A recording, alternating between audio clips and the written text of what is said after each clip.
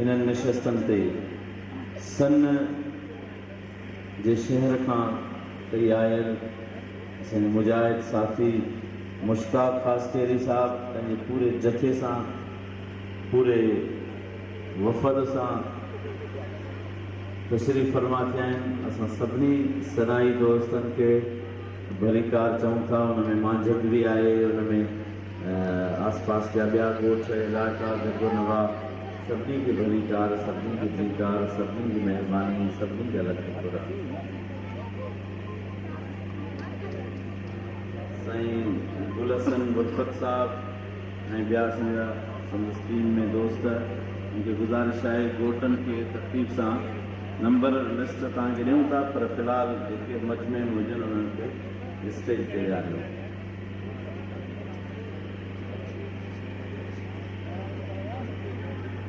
खावड़ियुनि खणी साझर ॿधा संदरा, तोरींदे में डूंगरी कयाऊं पाण पणी, ॾुखनि रील हणी छेड़ लधाऊं छपरें, ॿधी सूरनि संदरो डूंगर डोरियाम, कढी कशाला केच ॾे वेला विच पियाम, सवें साथ गॾियाम पर पुनुह पारो न हिकिड़ो, न ककर न ककरी न की मेघ मला, न वास न वासो न की धण धनार, साबित हुआ सैयद चवे मुंहिंजा वेड़ी जा मंझ वलार, ऐं उन्हनि जे आधार पेई मुर्गां मलीर में। अॼु असां हिन मलीर में मुर्गूं था पिया। असांजे वाइज़ी दुनिया में हिन वक़्तु तमामु वॾो मक़बूल तरीन असांजे सिंध जो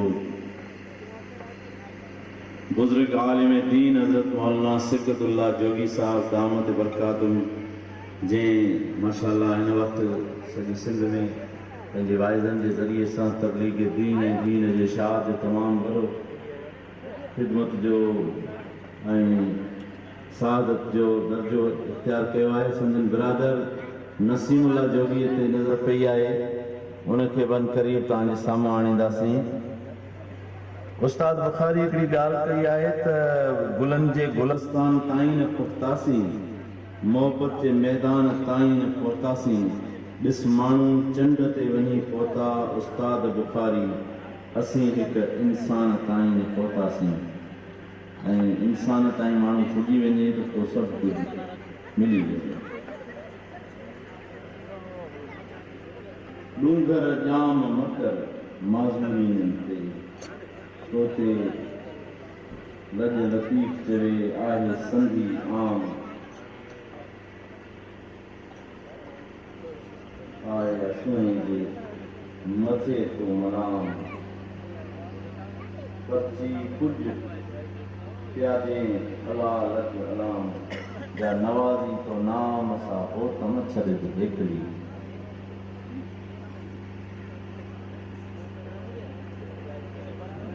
शाह साईं रहमतुल्लाह अलैह मोहबत जो प्रचार घणो कयो आहे ऐं उन जी हिकिड़ी तमामु सुठी तमसील ॾिनी अथसि त कड़ो मंझि कड़े जीअं लोहार लपेटियो, चैन चांदीअ कड़ो कड़े में मिलंदो आहे।